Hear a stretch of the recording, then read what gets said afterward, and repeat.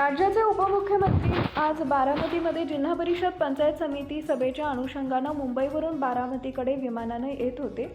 यावेळेस गोजुबाई इथं विमानतळापाशी त्यांचा विमान क्रश झाल्यानं ॲक्सिडेंट झाला। त्यावेळी त्यांचा दुर्दैवी मृत्यू झाला। मृत्यूच्या नंतर अजितदादा हेच दिसून आलं नसल्याने फक्त घड्याळावरून ते ओळखून आले व त्यांचा भयानक विमानाचा स्फोट झालेला CCTV फुटेज व्हायरल झालाय। ॲक्सिडेंट नंतर घड्याळावरून अजितदादा पडलेले दिसून आले व ओळखून आले। ही घटना समजताच कार्यकर्त्यांनी मोठ्या प्रमाणावर गर्दी केली होती।